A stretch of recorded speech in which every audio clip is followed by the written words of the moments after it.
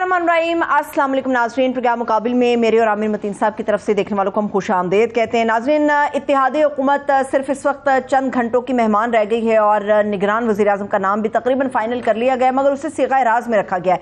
सवाल यहाँ पर यह है कि जो इत्तेहादी नाराज थे इस एक नाम को लेकर कि कौन बरतरी हासिल करेगा, किन शराइत पर ये राजी हुए हैं, इसके ऊपर हम बात करने जा रहे हैं। इसके अलावा तोशाखाना केस के अंदर जो सजा मिली तारिक इंसाफ के चेयरमैन को, अब उनके लिए कौमी असम्बली की रुकनीयत है उसको भी मनसूख कर दिया गया। सवाल ये कि लेवल प्लेइंग फील्ड की जो बात की जा रही थी, क्या उसका तकाजा पूरा हो चुका है या फिर अटक जेल के इस कैदी को मजीद परेशान करने के लिए कुछ और भी हथकंडे आजमाए जाएंगे?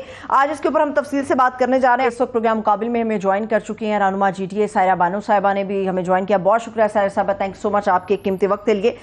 ओवरऑल गुफ्तगू करेंगे आमिर साहब, लेकिन उससे पहले हुकूमत चंद घंटों के मेहमान है, जाते जाते जिस किस्म के कवानीन लेकर आई, खासतौर पर पैमरा का जो कानून था उसके ऊपर बड़ी कॉन्ट्रोवर्सी चल रही है। इनफैक्ट गेम क्या हुआ क्या है, यहाँ पर दो मुख्तलिफ किस्म की आरा हमारे सामने आ रही है। नहीं, इसको मैं बड़े मुस्बत तरीके से करना चाहता हूँ कि गैर ज़रूरी तौर पे एक कंट्रोवर्सी बन गई। कम्युनिकेशन का गालबन इशू हुआ कि गवर्नमेंट एक पैमरा का ड्राफ्ट लेके आई थी और हमारे उस पर सिर्फ दो एतराज़ थे उनके ड्राफ्ट के ऊपर, दो डिमांड्स थी।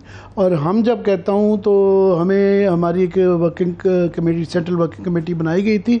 उन्होंने दो चार एंकर्स को, जिसमें मैं था, मोहम्मद मालिक थे, हामिद मीर थे और काशिफ बासी थे, उन्होंने हमसे कहा कि हमारे बिहाफ पे जाके आप वहाँ बात करें। दो डिमांड्स बड़ी सिंपल थी। एक ये कि उन्होंने अपने ड्राफ्ट में 2 महीने की तनख्वाह 2 महीने बाद देने के लिए वाजबात जो है ना वो लाजिम किया था। हमने कहा जी महीने बाद और ज़्यादा से ज़्यादा एक हफ्ते तक डिले हो सकती है कि महीने तक करें, एक ये थी। और दूसरा पार्लियामेंट्री ओवरसाइट कि जिस तरह इलेक्शन कमीशन की कमिश्नर की तैनाती होती है उस तरह ही पार्लियामेंट के स्पीकर नेशनल असम्बली और चेयरमैन सेनेट की मशावरत, लीडर ऑफ द हाउस और लीडर ऑफ अपोजिशन, इनकी मशावरत के साथ ताकि न्यूट्रल चेयरमैन हो। और हमने कमेटी के लिए भी कहा था कि इस तरह की सिलेक्शन हो।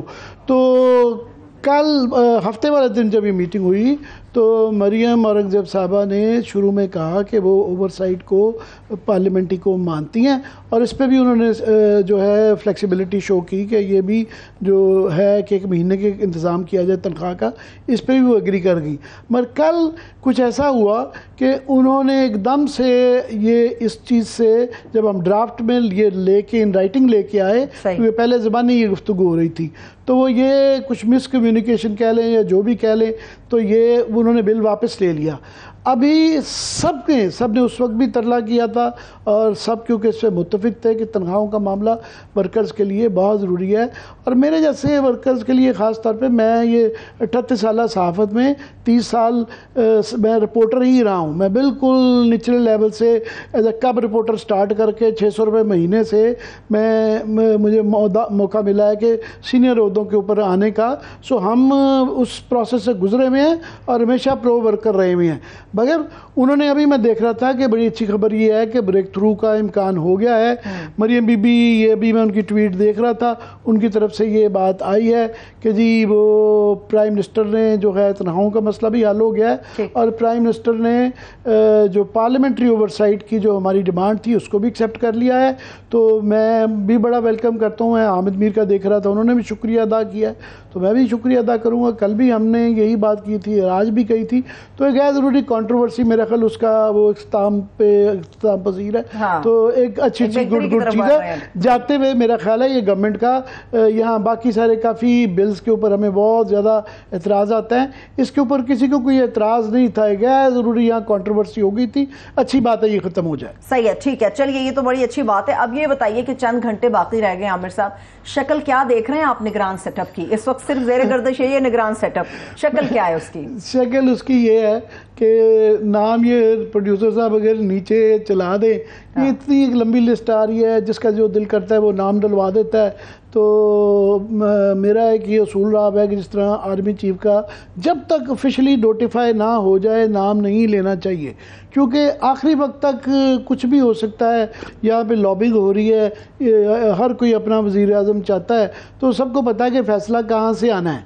मगर लतीफ़ा ये है कि हमारी प्रोड्यूसर साहबा ने भी कल क्लेम कर दिया कि मुझे भी ऑफ़र हुई थी तफसील और उन्होंने कहा जी मैंने ना कर दी।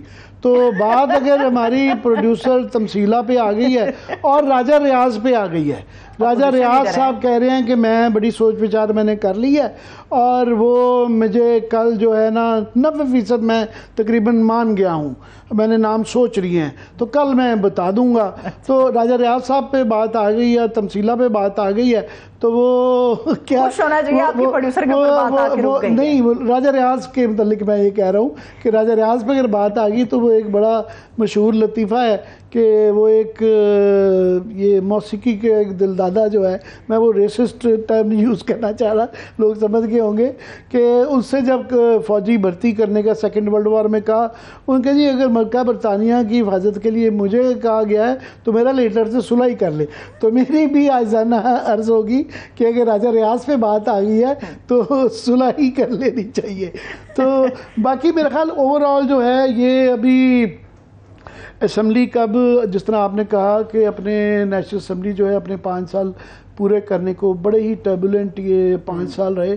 मेरा नहीं ख्याल है कि पाकिस्तान की तारीख में जो है इतने टर्बुलेंट तूफ़ानी किस्म के 5 साल गुजरे होंगे किसी असम्बली के ज़िंदगी में। सिर्फ ये भुट्टो साहब की असम्बली भी पूरे 5 साल मुकम्मल नहीं कर पाई थी, उन्होंने वो अपनी खुद ही जो इलेक्शन अर्लियर अनाउंस कर दिए थे। तो एक पाकिस्तान में बड़ी ख़राबियाँ अपनी जगह, मगर एक अच्छाई हो गई थी कि 2 असम्बलियाँ, हालांकि उसके अंदर प्राइम मिनिस्टर बर्खास्त भी हुए, मगर पीपल्स पार्टी की जो पहले गवर्नमेंट 2008 की और फिर 2013 की नून लीग की गवर्नमेंट 5-5 साल मुकम्मल कर गई थी। तो ये भी 5 साल तो मुकम्मल कर गई, मगर ये जिस तरीके से 5 साल मुकम्मल हुए हैं उसके अंदर जो आफतें गुजरी हैं और जिस स्नैच पे हम पहुंच गए हैं, सो ये नेशनल असम्बली कोई एक आजकल बड़ी इख्तितामी जो है वो तकरीरें हो रही हैं और कल भी गलबन होंगी, फ़ोटो सेशन हो रहा है, कल पार्लियामेंट का मुश्तरका इजलास है, उसके बाद फ़ोटो सेशन हो रही हैं, तस्वीरें उतर रही हैं और वो जिसका है तो कोई ऐसे जो है वो हालात नहीं है सेलिब्रेशन का वहाँ जो तकरीरों में जो दिखाया जा रहा है और जिस तरीके से वो कर रहा है उसकी तफसील में आएंगे, क्योंकि बेयकीनी है, ये नहीं पता इस असम्बली के बाद, इस तरह आपने कहा कि निगरान वज़ीर आज़म कौन होगा।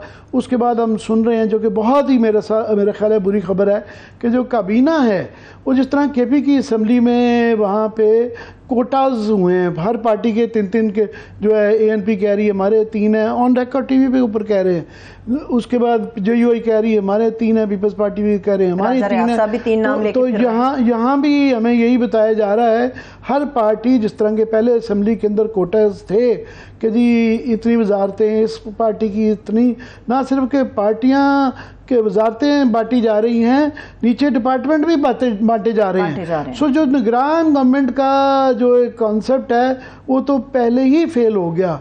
आगे ही जो पंजाब और KP में मॉडल आया हुआ है उससे आपने आइन को मस्त करके रख दिया है। और ये कल बिलावल भुट्टो साहब अपनी तकरीर में फरमा रहे थे कि मेरे नाना ने इस असम्बली का, इस पार्लियामेंट का 1973 का आइन की बुनियाद रखी। तो उनके ही नवासे के दौर में ये जिस तरीके से उस 1973 के आइन का जिस तरीके से मस्क हो गया है कि ये 60 दिन हो गए हैं और ये नहीं पता 180 दिन से ज़्यादा दिन हो चुके हैं और पता नहीं अभी 280 दिन के अंदर भी इलेक्शन हो पाएंगे कि नहीं हो पाएंगे। निगरान हुकूमत किसकी होगी, किस पार्टी को क्या मिलेगा। फिर ये जो CCI की मीटिंग जो ही कंट्रोवर्शियल हालात में हुई है और उसके बाद जो कहा जा रहा है कि जी ये नए जो अब सेंसस की रोशनी में आपकी वोटर लिस्ट भी नहीं बनेगी, हल्का बंदी भी नहीं होगी। कोई कह रहा है कि 4 माह लग जाएंगे, कोई कह रहा है 6 माह लग जाएंगे, कुछ लोग उससे भी आगे। सो एक बेयकीनी का एक माहौल है और पता नहीं है क्या है। इसी बेयकीनी की वजह से याद रहे कि हमारी इस वक्त लोगों को भूल गया है ये जो सेलिब्रेशनें हो रही हैं, रोज़ प्राइम मिनिस्टर TV के ऊपर आ जाते हैं, किसी एक फंक्शन में बहाना करके चले जाते हैं, कहीं तख्ती लगाने चले जाते हैं और 1-1 घंटा जो है तकरीर फरमाते हैं और वो सारे मीडिया के लिए लाजिम होता है कि वो उसको दिखाया जाए। इश्तिहार पे इश्तिहार चल रहे हैं सरकारी पैसे के ऊपर, सिंध गवर्नमेंट के भी चल रहे हैं तो वफाकी गवर्नमेंट के भी चल रहे हैं। वो एक तासुर ये दिया जा रहा है कि 15 महीने में एक दूध और शहद की नहरें बह गई हैं और एक कमाल कमाल किस्म का उन्होंने सिस्टम खड़ा कर दिया है। मैं कह रहा हूँ उन्होंने कहा जी ये कायदे-ए-आज़म थे और उसके बाद मैं था जिसने इस मुल्क की उन्होंने बुनियाद रखी थी और इसका सवारा मैंने है कि इश्तिहारात के ज़रिए ज़बानी कलामी और तकरीरों के ज़रिए ही उन्होंने सारे मसलों का हल निकाल लिया है, जबकि ज़िंदगी जो ज़मीनी हक़ाइक़ हैं वो लोग बेवकूफ़ नहीं हैं, उन सबको वो महंगाई से गुजर रहे हैं, वो सुबह शाम बर्दाश्त उस महंगाई को कर रहे हैं, वो ये बेरोज़गारी को काट रहे हैं, वो लोड शेडिंग को काट रहे हैं, वो रोज़ आए दिन पेट्रोल महंगा हो रहा है, गैस महंगी हो रही है, बिजली महंगी हो रही है, ये प्रॉब्लम्स हैं। सबसे बड़ा है गवर्नेंस के मसाइल हो रहे हैं और जिस तरीके से लोग उठाए जा रहे हैं, मारे पीटे जा रहे हैं, जेल में हैं, अदालतें अपना काम नहीं कर पा रही हैं और उसके बाद ये जो आखिरी 2-3 हफ्ते में मैं समझता हूँ कि ये जो एक ब्लॉट, ये ख़ास तौर पे कल वो बड़े बिलावल भुट्टो साहब ये फरमा रहे थे कि जनाब मुझे और मरियम बीबी को जो है हमारे ऐसी सियासत ना हमारे लिए छोड़ हमारे डैडी, दोनों के डैडीज़ ने जो सियासत छोड़ के जा रहे हैं, हमें 3 साल तक भुगतनी पड़ेगी। भाई साहब ये हमारे से बात करने की बजाय उनको चाहिए था अपने डैडी से बात करते। अब वो 35 साल के हैं और वो वज़ीर ख़ारजा हैं और वो प्राइम मिनिस्टर के कैंडिडेट हैं, तो वो शिकायत कर रहे हैं हमारे से टीवी पार्लियामेंट में खड़े होके, भाई ये हमारे से शिकायत नहीं बनती है, ये आपकी डैडी से शिकायत बनती है। एतराफ़ तो उन्होंने किया ना आमिर साहब, इस चीज़ को तो मान लेना कि उन्होंने एतराफ़ किया कि हमारे लिए इस किस्म की सियासत छोड़ के जा रहे हैं, सियासत छोड़ के जा रहे हैं और वो जो 15 महीने में उनकी अपनी जो सियासत करके गए हैं। और लास्ट में ये कह दूँ, उसके बाद मैं चाहूँगा कि सायरा बीबी बैठी हुई हैं, इनसे इनका ओपिनियन लिया जाए कि आगे जो है हमें 2-4 लोग भूल जाते हैं कि हम अभी इकोनॉमिक क्राइसिस से निकले नहीं हैं। अभी हमने IMF से एक वादा, IMF ये कंडीशन है कि उन्होंने पहली किस्त दी है, दूसरी वो निगरान हुकूमत को देंगे, तीसरी किस्त उन्होंने कहा हुआ है कि हम नई गवर्नमेंट को देंगे। तो जब ये अगर इलेक्शन नहीं होते, नई गवर्नमेंट नहीं होती, तो ये क्या बनेगा, फिर दोबारा उनकी तरफ से ये कैंसिल हो जाएगा, उनके कैंसिल होने के बाद दोबारा जो तमाम डोनर एजेंसीज बैकआउट कर देंगी, दोबारा हम उसी मंझधार में फंस जाएंगे। एक ये इकनॉमिक सिचुएशन, फिर बेयकीनी से फर्दर जो है स्टॉक मार्केट पे आपकी डॉलर पे क्या उसका इम्पैक्ट होगा, और फिर जो है ओवरऑल ये जिस तरफ ये जो अदालतों का निज़ाम, इलेक्शन कमीशन का निज़ाम, ओवरऑल कोई इख्तिताम जो हो रहा है कोई अच्छा नहीं हो रहा। पर मैं चाहूँगा, मैंने बड़ी लंबी तकरीर कर दी कि सायरा बीबी से, क्योंकि ये उन गिनी चुनी आवाज़ों में ही रह गई हैं जो बड़ी दबंग तरीके से वहाँ पे अपनी आवाज़ उठाती हैं। तो मैं इनसे सिर्फ ये पूछना चाह रहा हूँ कि ये आप अपोजिशन की रुकन है, तो राजा रियाज साहब जो कह रहे हैं कि मैंने 90% सोच लिया है, तो आपसे भी कोई मशवरा किया गया है कि निगरान वज़ीर आज़म का नाम किसको देना चाहिए, किसका नाम देना चाहिए? अस्सलाम वालेकुम। अभी आपने स्टार्ट में राजा साहब का इतना तारुफ करवाया, फिर आपने हमें एक जोक भी सुनाया, तो बस एक मजाक ही था ये जो सारा कुछ चला। उन्होंने कहा था एक फ्राइडे को मीटिंग होनी थी और उसके ऊपर नाम लेने थे, लेकिन उसके बाद अभी मैं न्यूज़ पर ही देख रही हूँ कि उनकी वज़ीर आज़म साहब से मुलाकात होने जा रही है, लेकिन उन्होंने अभी तक GDA से नाम नहीं लिया। रात उन्होंने कोई एक डिनर भी किया था, आई डोंट नो वो ऑफिशियल था या पर्सनल था, बट उसमें जमात इस्लामी और GDA को नहीं बुलाया गया। यहाँ पर एक और ट्विस्ट भी आया है कि जो हमारे पार्लिमानी लीडर हैं गौस बख्श महर साहब, उन्होंने ज्वाइन कर लिया पीपल्स पार्टी। अब मुझे नहीं पता कि अब वो क्या इसमें कानूनी वो होंगी चीज़ें कि वो हमारे पार्लिमानी लीडर हैं या नहीं हैं, और उन्होंने वो नाम उनको दिए और उन्होंने वो उनसे भी पूछ रहे थे, तो वो मुझे कुछ समझ नहीं आई। बहरहाल हमसे नहीं पूछा गया, डॉक्टर फहमीदा मिर्ज़ा से या मुझसे उन्होंने इस बात में कोई बात नहीं की, क्योंकि हम लोग पूछते भी रहे उनसे कि आप अपना नाम बता दीजिए, शायद कोई ऐसा नाम हो कि जिस पर अपोजिशन को एतराज़ ना हो, लेकिन मेरा ख्याल में कि वो राजा साहब को खुद भी नहीं पता। ये बताइएगा कि ये आखिरी 2-3 हफ्तों में नॉर्मली ये होता है कि जब गवर्नमेंटें जा रही होती हैं वो एक तासुर छोड़ के जाती हैं कि ऐसा लास्टिंग इम्पैक्ट छोड़ के जाएं कि उनको अगर उनकी नीयत हो इलेक्शन में जाने की तो वो सुरखरू हो सकें और कहें कि वो कमियां जो पहले रह गई हैं आखिर में पूरी कर लें। आवाम को रिलीफ दे के जाते हैं और कुछ अच्छे पॉजिटिव नोट पे छोड़ के जाती हैं। मगर ये आखिरी 2-3 हफ्ते में जिस किस्म की लेजिस्लेशन हुई है, ख़ास तौर पे जो 2-3 बिल पास हुए हैं, वो एक तो तौहीन पार्लियामेंट बिल, वो हमारे लिए भी बड़ी तकलीफ दे है और वो जजों पे भी अप्लाई हर एक पे होता है कि आप नाम लेंगे पार्लियामेंट की जो इस वक्त गुफ्तगू कर रहे हैं। हम राजा रियाज साहब की जो शान में ये कसीदा पढ़ रहे हैं, ये पता नहीं कि आइंदा कभी पढ़ेंगे तो हमें वो बुलवा लिया जाएगा कि आ जाएं। अगर नहीं उनकी मर्ज़ी के मुताबिक कुछ होगा तो वो 6 महीने के वारंट के साथ हमें बुला सकते हैं, 6 महीने की सज़ा दे सकते हैं और अपील भी हमने उन्हीं के पास करनी है। तो ये एक बिल पास हो गया है जिसका बस सिर्फ यही उम्मीद है कि इसका कुछ अदालतें कुछ कर दें। फिर जो ऑफिशियल सीक्रेट एक्ट है, थोड़ी सी उसके अंदर 1-2 तरमीम करके 1-2 जो बड़ी ही कंट्रोवर्शियल शिकें थी वो दूर कर दी, मगर उसके साथ ही उसके बगैर भी ये ऑफिशियल सीक्रेट एक्ट जो है उसमें आगे ही हमारी एजेंसीज़ के पास और ये इस तरह की तमाम इदारों के पास बहुत ज़्यादा ताकत है, किसी को भी उठा लेते हैं, पकड़ लेते हैं। और ये KP बलूचिस्तान में तो बहुत ज़्यादा इसका जो है प्रैक्टिस की जाती है। तो ये ताकत के बाद इख्तियारात मिलने के बाद और वो हो गए हैं। शुक्र है खुदा के इंसाद जो ये दहशत इंतहा पसंदी का बिल था वो जो है रिजेक्ट हो गया और शुक्र है कि अभी तक ई-सेफ्टी बिल और जो है पीका का जो एक्ट की तरमीम थी वो जो हैं अभी पास नहीं होती। मगर कल अभी भी एक आखिरी दिन पड़ा हुआ है, पता नहीं कल क्या होगा। आपका इन आखिरी 3 हफ्तों में मैंने लंबा, अक्सर लोग शिकायत करते हैं कि आपका बड़ा लंबा सवाल हो जाता है, पर मैं ये बैकग्राउंड ओवरऑल भी देना चाह रहा था, इसलिए आप अपने तासुरात इसमें बताएं। सर क्या तासुरात, मतलब ये आए एक बयानिया, एक बहाना बनाकर आए कि जी इस मुल्क की महंगाई ख़त्म करने के लिए और गरीब पिस रहा है और ये और वो। यहाँ पर आते ही इक़्तिदार के ऐवानों में मुझे नहीं पता राइट और लेफ़्ट कुर्सियों के अंदर क्या चीज़ है कि वहाँ जाते ही वो जो भी उनका बयानिया था वो सब भूल भाल गए। उसके बाद जो भी है अपने आप को सेव करने के लिए उन लोगों ने जो आपके सामने ही है नैब, EVM, ओवरसीज़ और ये 1 मैन शो नहीं होना चाहिए और जो भी कर सकते थे अपने हक़ में उन लोगों ने वो किया। उसमें कहीं भी आवाम नहीं थी। आपने कहा कि ये आवाम के सामने सुरखरू होकर वो चाहते हैं कि सुरखरू होकर जाएं, तो क्या आवाम के सामने बयानिया पेश करेंगे? अगर उसको आम फहम अल्फाज में बोलूँ तो क्या चूरन बेचेंगे, क्या लॉलीपॉप देंगे?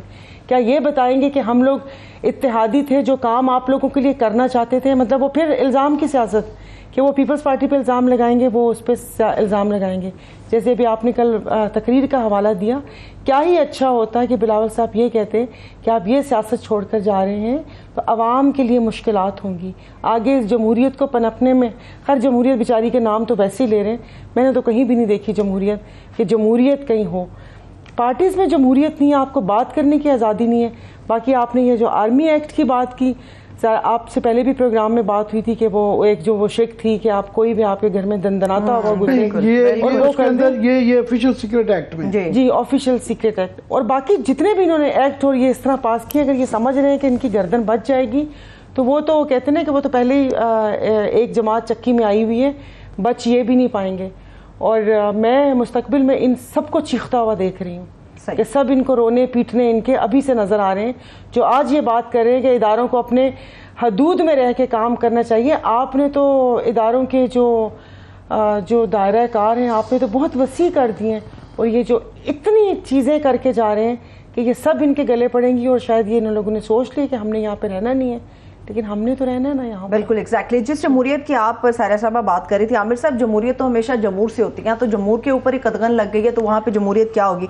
फिर आज जो वज़ीर-ए-आज़म शहबाज शरीफ साहब ने गुफ्तगू की, उन्होंने कहा कि जी 15-16 महीने बड़े टफ थे मगर देखिए मैंने डिफॉल्ट से बचा लिया। आज भी उन्होंने कहा मैं सब्सिडी देना चाहता था मगर IMF ने चाबियाँ अपने हाथ में रखी हुई थी, मैं ये भी करना चाहता था मगर IMF ने मुझे रोके रखा था, अगर डिफॉल्ट हो जाता श्रीलंका हो जाता। बिजली का यूनिट मैं जानता हूँ 50 रुपए का, आगे और भी महंगी होगी मगर हम मजबूर हैं। ये सब कुछ छोड़ के ये लोग इलेक्शन के अंदर जाना चाह रहे हैं। ये पहले ये जो चीज़ें थी ना ये हो जाती थी कि आप एक ही झूठ को 50 दफ़ा रिपीट करेंगे तो वो एक हकीकत बन जाता था। तो मेरे ख्याल अभी अवाम का शऊर बहुत ज़्यादा बढ़ गया है। लोग जो है ना वो इश्यूज़ के मतलब इतना जानते हैं, वो इसलिए भी जानते हैं कि वो सफ़र कर रहे हैं, हम तो तकरीर कर रहे हैं ना। वो बिजली की लोड शेडिंग और महंगी बिजली, महंगा पेट्रोल, महंगी गैस, महंगाई, चीनी, आटा, ये सफ़र कर रहे हैं। सो उनको ये कोई कहे कि जी ये अब ये दोबारा रिपीट, अगर वो रिपीट किए जा रहे हैं तो हमें भी करने पड़ते हैं कि किसने कहा था कि आप जो हैं आप ये हुकूमत लें, अगर इतनी बुरी आप ये रियासत बचाने वाली, ये किसको ये बेवकूफ़ बना रहे हैं।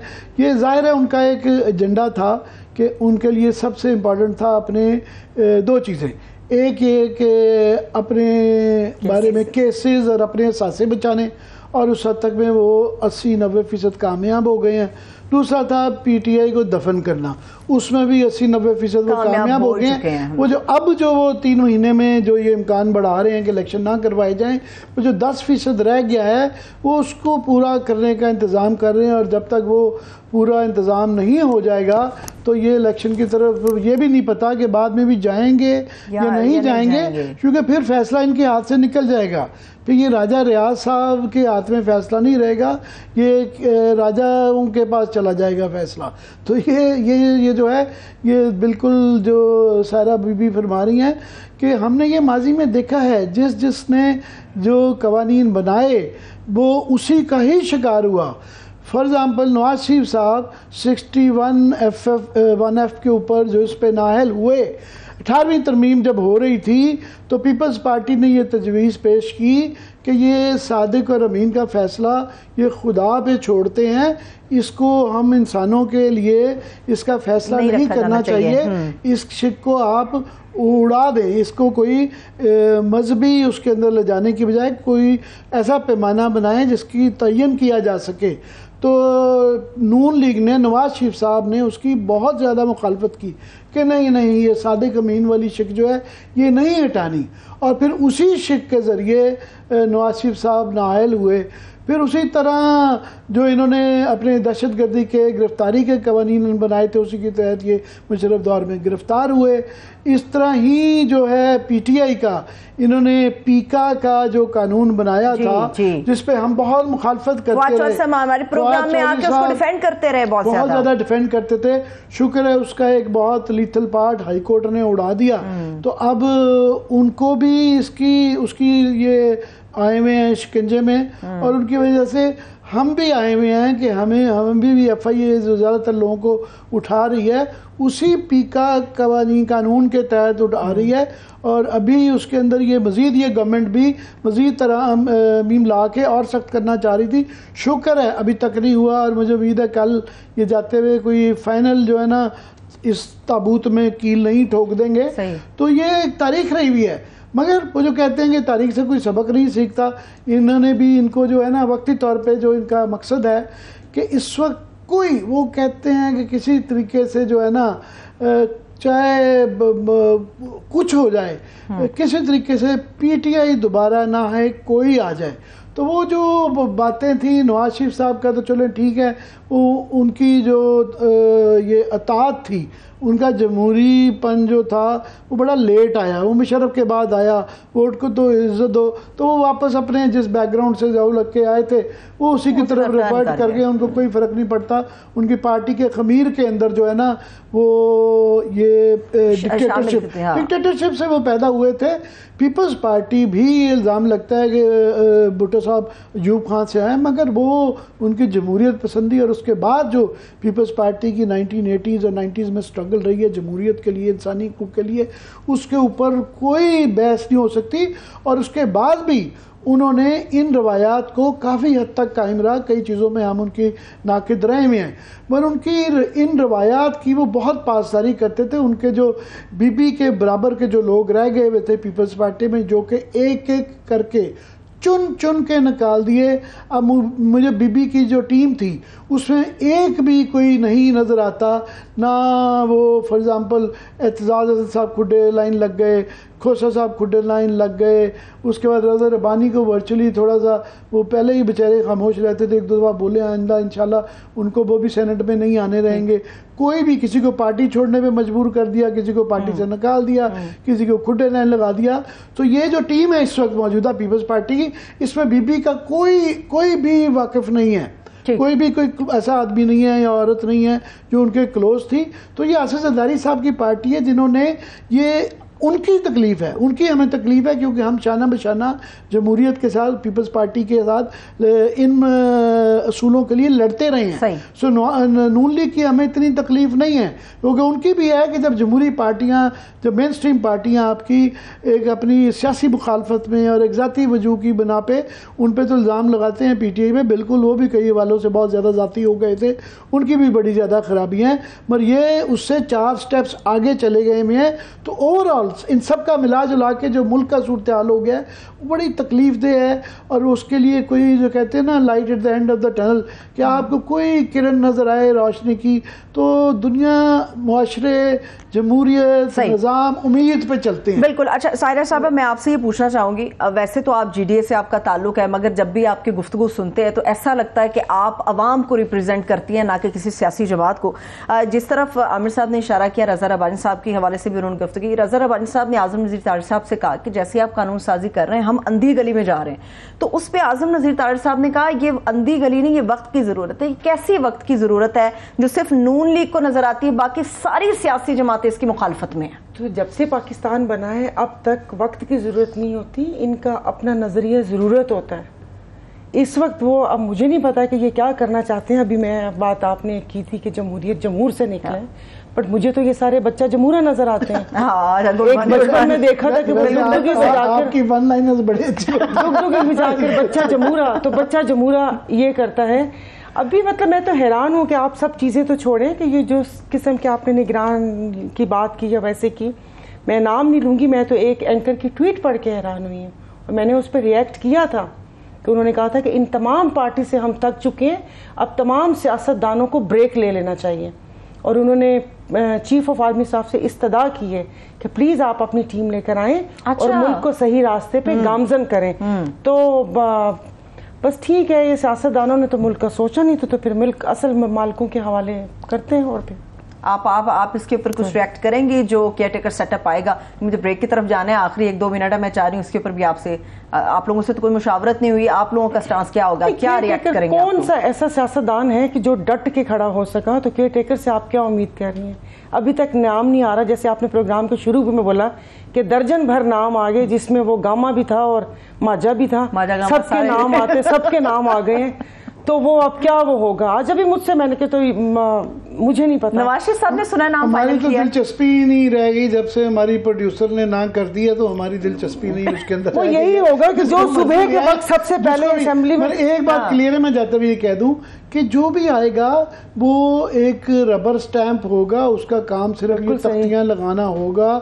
जिस तरह के पंजाब के अंदर मोहसिन नकवी का जो मॉडल है उसका रीप्ले यहाँ होने जा रहा है एग्जैक्टली, और शायद ये उससे भी बुरा मॉडल हो। सुना मोहसिन नकवी साहब भी आ रहे हैं, शायद उनका नाम नहीं, वो तो नहीं आ रही। और मैं उस दिन का इंतजार कर रही हूँ। ये जो 14 जमातें जो अपने आप को सीजन पॉलिटिशियन कहती हैं और जिस मुल्क के ठेकेदार बने हुए ना, मैं इनको रोता हुआ देखना चाहती हूँ। और वो वक्त दूर नहीं है कि जिस वक्त ये एक दूसरे के गले लग लग के चीखेंगे, पीटेंगे और इनके हाथ में कुछ नहीं होगा। आए निगरान सेटअप, मैं तो कहती हूँ आप बहुत बड़ी बात कर रही हैं। आप पाकिस्तान के सिस्टम के ऊपर बहुत बड़ी बात कर रही हैं। देखिए आए कैसे होंगे, मतलब क्या है पंजाब में तो वो नहीं वो हो सकता ना। तो ज़ाहिर है मुल्क के वसी तर मफाद में कुछ भी हो सकता है। हमारे यहाँ ज़ाहिर माशी हालत ऐसी है, और अभी जो दहशतगर्दी फिर से सर उठा रही है, ये सारी चीज़ें हैं, लेकिन इन लोगों ने कुछ भी नहीं किया। ख्वाहिश होती है कि उम्मीद की मुस्बत कोई बात की जाए, वो क्या करें कि ये हमारे पे तनकीद होती है कि हम बहुत ज़्यादा मनफी, जब हक़ाइक़ इस तरह के हों, हालात इस तरह के, तो कहाँ से मुस्बत बात की जाए? सही है, ठीक है, बहुत शुक्रिया, thank you so much Saira साहब आपके कीमती वक्त के लिए। एक अभी छोटी सी ब्रेक की तरफ चलते हैं, जब ब्रेक से वापस आएंगे जो केयरटेकर सेटअप बनने जा रहा है उसके हवाले से भी, और ख़ासतौर पर तहरीक इंसाफ के हवाले से भी कुछ गुफ्तगू करेंगे। हमारे साथ रहिएगा।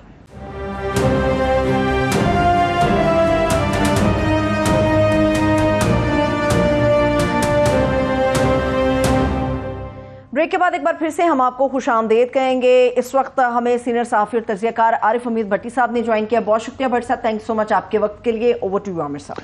नहीं, मैं तो बहुत जो है माजी का भी और मुस्तकबिल की थोड़ी सी तकरीर फरमा बैठा हूँ, तो फ़ायदा उठाते हैं। आरिफ हमीद भट्टी साहब का किसी तारुफ के मोहताज नहीं है। भट्टी साहब ये दो सवाल पूछ रहे हैं, एक माजी का एक मुस्तकबिल का। पहले माजी से शुरू हो जाए, जो पिछले 5 साल और ख़ास तौर पे पिछले 15 महीने में जो हुकूमत रही अब इख्तिताम पे आ रही है, उसको कैसे अब सम अप करेंगे?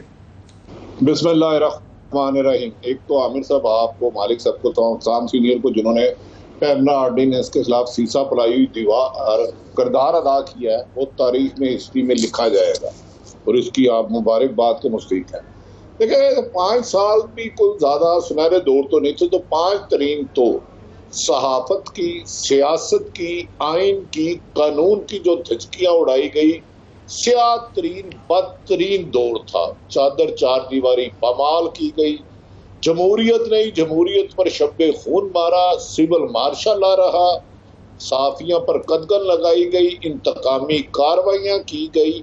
अफसोस तो ये है कि 15 साल मुसलसल हुकूमत जमहूरियत के आया, लेकिन हमारे चंद सियासतदानों ने सवाए जमहूरियत को समझा माल बनाओ, अपने केस खत्म कराओ और मुखालफिन को गिरफ्तार करो। तो इससे जमहूरियत पर आवाम का एतमाद कम हुआ। अदारों ने भी कोई अपना ऐसा किरदार अदा नहीं किया जिसे अच्छे लफ्जों में याद किया जाए।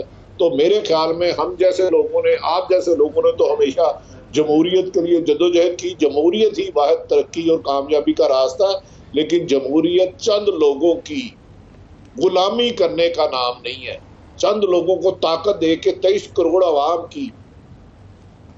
ये भट्टी साहब, हमारा 1990 की दहाई में हर 2-3 साल बाद गवर्नमेंट तोड़ दी जाती थी, तो हमारे जैसे लोग जो जमहूरियत के फ़रोग के लिए एक अपनी तई एक कोशिश करते रहते थे, सबका आर्गुमेंट था कि जी अगर तसलसल से हुकूमत चलती रहेगी तो खुद ही एक बेहतरी की तरफ जाएगी। तो ये नहीं था हमें समझ आता कि अबतरी की तरफ जाएंगे, बुराई की तरफ चले जाएंगे, गहराई की तरफ चले जाएंगे। जो 15 साल बाद 2008 से लेके तो अब तो मुशर्रफ का दौर अच्छा लगने लग पड़ा है, जो कि हमने सोचा नहीं था हम ये जुमला कहेंगे। आमिर साहब, आपकी सरपरस्ती में हमने 83 दिन लाहौर में डेली जुलूस निकाला 2007 में मुशर्रफ के खिलाफ। आज के मुकाबले में वो दौर जन्नत था, आज के मुकाबले में जन्नत था। जिसको चाहो अरशद शरीफ बना दो, जिसको चाहो इमरान रियाज बना दो, जिसको चाहो ओफेर करा दो, जिसकी चाहो जबान बंदी कर दो। आपने कभी ये सोचा था कि हुकूमतें लोगों को सिफारिश करेगी, हमारा लगड़ बगड़ चमचा करछा ले साफी और हमारा मौको बयान करे? बदकिस्मती है, ये सियासतदान हमारे हैं, हम इनके हैं। लेकिन ना जाने ये क्यों भूल जाते हैं कि इक़्तिदार आनी है, चले जानी है। जुल्फ़िकार अली भट्टो, बेनज़ीर भट्टो के खिलाफ पंफलेट छापने वाले आज इकट्ठे हो गए, अच्छी बात है। और लेकिन खुदा के वास्ते सारी दुनिया जान रही है इलेक्शन नहीं होने। 15 साल तसलसल जमहूरियत का ये किया कि जमहूरियत वालों ने ही आइंदा फ्यूचर जमहूरियत का डार्क कर दिया, खत्म कर दिया। निगरान हुकूमत 2-6 महीने चलेगी, आजकल खबरें ये आती हैं 2 साल चलेगी। तो जमहूरियत का कत्ल मौजूदा हुक्मरानों ने किया, 13-14 जमातों ने मिलकर किया है। ये आमिर साहब रोज़े अशर वाले दिन और हिस्ट्री में लिखे जाएंगे। ये आपने कहा कि बिल्कुल पहले भी हमारे यहाँ बहुत हर किस्म का निज़ाम ट्राई हुआ, मगर ये ज़्यादातर डिक्टेटरशिप्स में हुआ। ये पहले दफ़ा हुआ है कि अपने हाथ से ही एक 14 जमहूरी पार्टियों ने जमहूरियत का कत्ल कर दिया और अपने हाथ पांव खुद ही काट लिए।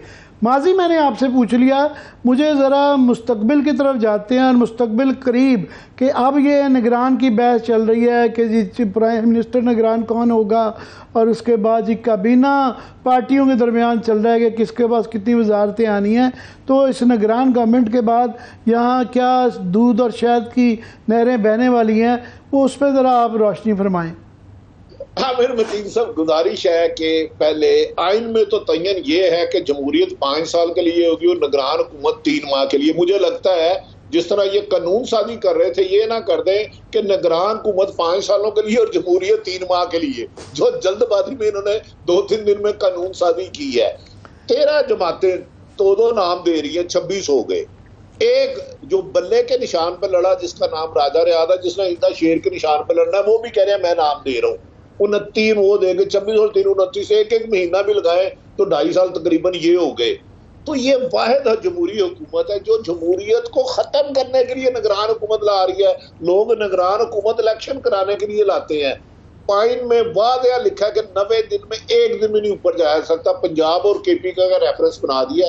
जनवरी में हुकूमत आई थी, आज 8वां महीना है। तो अब किस मुंह से ये कहेंगे कि जो निगरान हुकूमत आई है, अगर वो कहती है हमने 6 माह रहना है, 2 साल रहना है, तो जमहूरियत के कातिल तो ये है। फिर ये सहाफियों को ना कहे, बुखला को बाहर आने का ना कहे। जब पहले भी मुशर्रफ ने इस मुल्क पर जमहूरियत पर शब खून मारा था, पीपल्स पार्टी और नून लीग की लीडरशिप मुल्क में नहीं थी, आपको याद हो। बेनजीर शहीद भी बाहर थी, नवाज शरीफ भी बाहर थे, बुखला और सहाफी निकले, हमने मारे खाई। अब मुझे बताएं किस मुंह से ये कहेंगे कि खुद ही कह रहे हैं वजीर दाखिला राना सनाउल्लाह साहब कि हो सकता है मार्च अप्रैल तक इलेक्शन चले जाए। कैन यू इमेजिन कोई सियासी आदमी, आइन और कानून का मानने वाला आदमी ये लफ्ज कहेगा 90 दिन से आगे इलेक्शन जाएंगे? यार पहली दफा तारीख में हुआ जुल्फकार अली भुट्टो का गलत फैसला था पर फांसी पर अमल दरामद हुआ। नवाज शरीफ को सजा हुई, सुप्रीम कोर्ट के फैसले पर इंप्लीमेंट हुआ। यूसुफ रजा गिलानी को इंप्लीमेंट हुआ। 3 जजों के बेंच का फैसला नहीं माना, हुकूमत कहती रही हम नहीं मानते। यार अनबिलीवेबल। आमिर साहब आप हमारी रहनुमाई करें। जमहूरियत दुश्मन है कि जमहूरियत मैं उसी तरफ ही आ रहा था कि सहाफत को चौथा स्तून कहा जाता है और ठीक है हमारे बड़े नकाइस हैं, हमने भी शायद कुछ गलतियां की होंगी और हमारा एक तबका है जो टोटली कंप्रोमाइज्ड है, मगर ओवरऑल देखा जाए तो बाकियों के मुकाबले में जो बाकी पिलर्स ऑफ द स्टेट हैं जो कि 3 मुरवजा बड़े स्तून हैं, उनके मुकाबले में हमने अपने हिस्से की कुर्बानियाँ दी। हमने अपने अशर शहीद जैसे कुलीग शहीद भी करवाए, जेलें भी काटी, प्रोग्राम भी बंद हुए और मुश्किलात भी काटी, बेरोज़गारी भी काट ली। अभी भी ये सिलसिला हमारे जा रहा है। मगर जो तीसरा सतून जिसको अदलिया कहते हैं, जिसके मुतल्लिक़ कहा है कि सारा मामला अगर वो चाहते तो रुक सकता था, बेहतर हो सकता था और हमें दरमियान में कोई हमारे सीनियर वकला एतजाज़ हसन और खुजा साहब जैसे लोगों ने खुश फहमी ये दिलवा दी कि ये कॉर्नेलियस आ गए हैं और ये हमारे मसाइल का हल करेंगे, ये अदालत बदल चुकी है। मगर ये सारा कुछ जो हुआ अंडर देयर वॉच उनके नज़रों के सामने हुआ। ठीक है आमिर साहब एतजाज़ हसन साहब ने हमारे प्रोग्राम में कहा तस्वुर ही नहीं कि सुप्रीम कोर्ट के हुक्म पर इम्प्लीमेंट ना हो, तस्वुर ही नहीं कि 90 दिन से ऊपर जाए। यही मोहतरम चीफ जस्टिस नहायत काबिल एहतराम उमर साहब बदियाल सत्ता कहते थे। मैं कहता हूँ 90 दिन से 1 सेकंड ऊपर नहीं जाएगा, मैं इम्प्लीमेंट करा के दिखाऊंगा। मुझे ये बता दे, हम तो कमजोर आदमी हैं, हम तो राय दे सकते हैं, साफी थानेदार और जज नहीं होता। जिन्होंने इनके हुक्म पर इम्प्लीमेंट नहीं किया, इलेक्शन नहीं कराए, उन्हें तौहीन अदालत क्यों नहीं दी? यूसुफ रजा गिलानी को नोटिस क्यों दिया था? अगर इन्होंने करना ही नहीं था तो फिर फैसला क्यों किया 14 मई को इलेक्शन कराने का? माफी चाहता हूँ, इस गुनाह में हर कोई ने अपना हिस्सा डाला है। मैंने भी इस गुनाह में हिस्सा डाला है, पर वो कहते हैं कि जी मैंने फैसला दे दिया था, इम्प्लीमेंटेशन का फैसला वो तारीख देगी। सवाल मेरा ये है कि अभी 1 महीना उनका एक और तकरीबन रहता है, तो इसमें कोई उम्मीद देखते हैं कि नैब के तरमीम से लेके कोई 2-3 दर्जन अहम केसेस हैं जिसके ऊपर जमहूरियत का दारोमदार है, कोई एक आधे फैसले में 1 महीने में जाते हुए फैसला कर जाए, क्योंकि नहीं करके जाते तो फिर नया बेंच बनेगा और नई कहानी शुरू होगी। देखिए आमिर साहब, मुझे यकीन था ये फैसला करेंगे, कुरान पाक की तिलावत करते हैं नहायत अदब एहतराम से। उन्होंने अपने ही कहे हुए फैसले पर अमल दरामद नहीं करा सके। उन्होंने चीफ जस्टिस का ओहदे को कमजोर किया, मुझे आपको नहीं किया। ये वो कैसे कह सकते हैं कि अदारे हैं, वो जिम्मेदार हैं, मराद वो लेते हैं चीफ जस्टिस की, मैं नहीं लेता। अगर उनका फर्ज ये था कि अगर किसी ने, जो भी अदारे आएंगे पाबंद करता है चीफ जस्टिस के हुक्म पर इम्प्लीमेंट करना, इलेक्शन में इलेक्शन कराना, तो इन्हें अदालत देना उनकी जिम्मेदारी थी। ये उन्होंने एहसान नहीं करना था। तारीख ये भी कहेगी एक बड़ा फैसला उमर साहब बदियाल और 3 जज साहबान ने किया, लेकिन बदकिस्मती है कि उस पर इम्प्लीमेंट नहीं करा सके, उस पर तौहीन अदालत का नोटिस नहीं जारी कर सके। पीपल्स पार्टी पे यूसुफ रजा गिलानी पे तो कर दिया, जब पंजाब का लाडला आया तो उसको जौल हक वाली गोद मिल गई। भट्टी साहब, आखिरी सवाल कि अब जो है सारे किरदारों में अगर देखा जाए, अगर वो अपनी ज़िम्मेदारी समझें और समझें कि वो रियासत के सरबराह हैं, तो अभी भी प्रेसिडेंट आरिफ अलवी साहब के हाथ में बहुत कुछ है कि जो अहम तरीन कंट्रोवर्शियल जो बिल हैं, जिस तरह के तौहीन पार्लियामेंट का, उसके बाद किसी भी जज को जस्टिस इफ्तिखार की तरह गाड़ी से बालों से पकड़ के ला के 6 महीने की सज़ा दी जा सकती है। आपको मुझे ये जो आज बातें कर रहे हैं इस पर सज़ा हो सकती है। तो ये उनके पास ये इख्तियार है कि वो 10 दिन बाद जबकि असम्बली चली जाएगी, ये सारे बिल उनके पास पड़े हुए हैं, उनकी बास्केट में पड़े हुए हैं, कि वो इतराज़ात लगा के अगर वापस भेज दें तो ये सब काम रुक सकता है क्योंकि असम्बली नहीं होगी। तो आपको नज़र आता है कि वो ऐसा कोई रोल अदा करने जा रहे हैं? मुझे नजर नहीं आता। कर दें तो तारीख में वो हीरो बनेंगे। याद रख लें, बड़ा ओहदा लेने से, पैसा लेने से बड़ा आदमी होता, बड़ा किरदार से, बड़े अमल से होता है। अगर ये कर दें, लेकिन जिन्होंने ये जो बिल पास किए हैं, आमिर मतीन साहब, आप भी इधर हैं, मैं भी इधर हूँ, ये इसी का शिकार हो गए। जो खाई इन्होंने लोगों के लिए खोदी है, ये गिरेंगे और इनकी शर्माई भी कोई नहीं होगी। लेकिन हम उस वक्त भी हक सच की बात करेंगे कि ये गलत बिल लाया गया था, इंप्लीमेंट भी गलत कराया जा रहा है। बदकिस्मती है, मुझे कोई बेहतर उम्मीद नजर नहीं आ रही। ये सब आजमाए हुए हैं। सुप्रीम कोर्ट से मुझे बहुत ज्यादा उम्मीद थी कि वो आइन और कानून की हुक्मरान, मिलिट्री कोर्ट का फैसला नहीं वो कर सके। क्विकली अलवी साहब पे क्यों उम्मीद नहीं है आपकी? अलवी साहब भी जिस तरह बाकी चीजें कुछ दबाव में है, जो नजर नहीं आने वाली चीजें हैं, अलवी साहब भी एक फैसला करने लगे थे 5-6 दिन पहले जब बिल गया, तो एक मुलाकात के बाद उन्हें उसको भी मोहर करना पड़ा। अल्लाह करे वो हिम्मत कर दे। पंजाबी कहते ने ना, माफी चाहता हूं, आपकी एंकर भी मम्मी डैडी है, लागदा नहीं पर हवरे वाला हिसाब है। वैसे मम्मी डैडी बिल्कुल भी नहीं है। ऑफ एयर तुसी मिलोगे ना, थानू पता लग जाएगा। ये इन्होंने साहब को हमारे ऑफिस आना चाहिए, तरीका सीख लिया है ये मजहब गुफ्तगू करने का। तो मगर मुझे आपकी बात पे लास्टली मैं ये कह दूँ, ये मेरे प्रोग्राम बंद करने का कह रही हैं कि आप पे मुझे, मैं समझता हूँ आपसे बिल्कुल तायद करता हूँ कि जो आपका अलवी साहब का वो है कि अलवी साहब जो हैं वो, उनके मतलब जब आज़म नज़ीर तारड़ ये कहें ना कि ये कंटिन्यू करेंगे और इसके बाद इनका ओहदा भी ख़त्म हो जाएगा। वैसे तो आईनी तौर पे जब तक नया सदर नहीं आता असम्बली नहीं होंगी, तो नया सदर कैसे? अच्छा आमिर साहब आप उस्ताद हैं, मुल्क में आइन और कानून है।